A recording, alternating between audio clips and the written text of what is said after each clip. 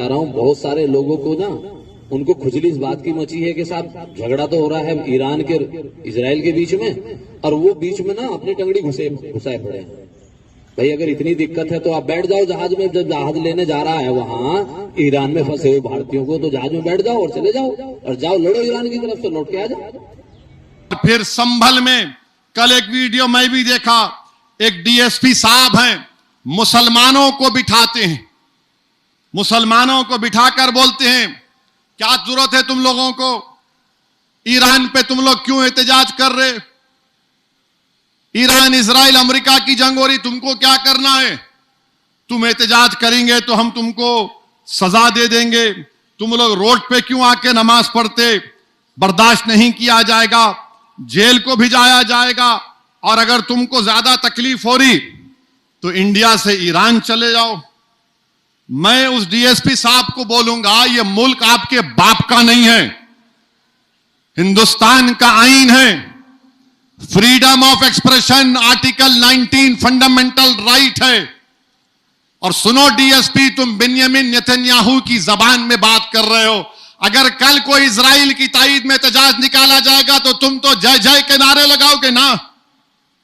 मैं आईन का हवाला दे रहा हूं, आईन में शेड्यूल 7 है। शेड्यूल 7 क्या बोलता कि पार्लियामेंट को यह हक हासिल है कि वो फॉरेन पॉलिसी बनाए नेशनल सिक्योरिटी और डिफेंस के ऊपर। पार्लियामेंट क्यों है फिर, और हमारा अख्तियार है। अगर हम मोदी से पूछ रहे हैं कि तुम नेतन्याहू से मिलने क्यों गए ईरान पर 2 दिन हमला होने से पहले, आपके पेट में दर्द क्यों हो रहा है,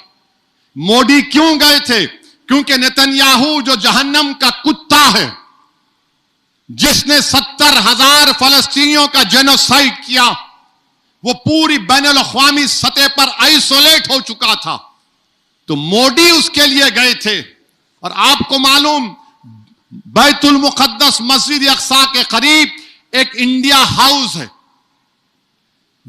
125 साल से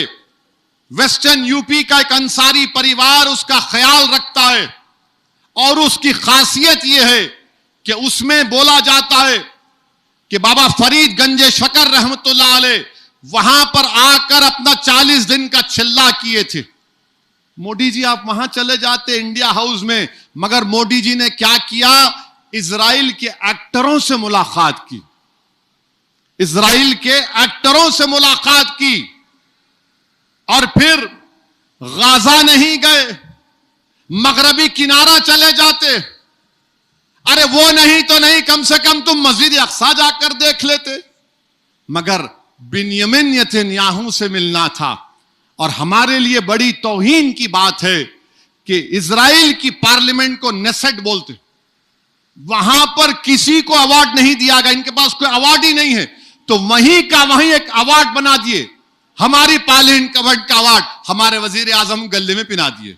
अब इन्हों खुश, मेरे को पिना दिए।